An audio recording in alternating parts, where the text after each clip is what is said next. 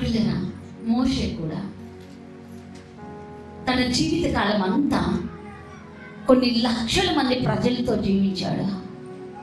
కొన్ని లక్షలు, వేల మంది ప్రజలతో జీవించాడు.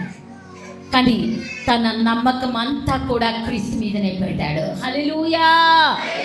తన నమ్మకం అంతా క్రీస్తు మీదనే పెట్టి ఆ యొక్క అరణ్యంలో ఆ 40 సంవత్సరాలు తన బ్రతికిన కాలం అంతా కూడా మనుషుల మీద తను ఆధారపడలేదు. తన నమ్మకం అంతా క్రీస్తులోనే పెట్టి, క్రీస్తు మీదనే పెట్టి అతను కనాను చూడకపోయినా విశ్వాసంతో చూసి ప్రభులో మృతి పొందాడు. ప్రియులారా, నీ జీవితంలో ఎప్పుడు కూడా ఓడిపోకుండా ఉండాలి అంటే నీ జీవితంలో ఒకటి గుర్తుపెట్టుకో, నువ్వు ప్రేమిస్తూ ఉన్నంతకాలం నువ్వు జయిస్తూనే ఉంటావు. కానీ నువ్వు మనుషుల్ని నమ్మినప్పుడు నువ్వు ఓడిపోతూ ఉంటావు. హల్లెలూయా.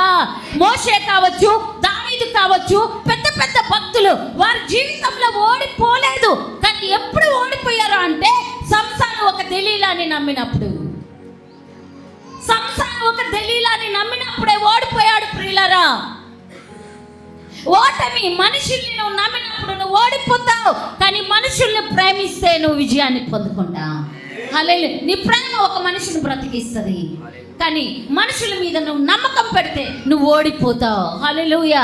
మోషే తను ఎన్నో వేల మంది ప్రజల్ని నడిపించాడు. కానీ ఏ రోజు కూడా ఓడిపోలేదు. ఏ రోజు కూడా ఓడిపోలేదు. నేను మీ అందరికీ చెప్తున్నా, మీ భార్యను కావచ్చు, మీ పిల్లలు కావచ్చు, ఎవరిని మీరు పూర్తిగా నమ్మవద్దు. మీ నమ్మకం అంతా క్రీస్తులో ఉంటేనే మీరు 100% ఈ 2025లో విజయాన్ని పొందుతారు. 2025లో నీ నమ్మకం క్రీస్తు అయి ఉండాలి. ఆమేన్. ఎంతమందికి విజయాన్ని పొందాలని ఉంది ఈ 2025 సంవత్సరంలో? హల్లెలూయా.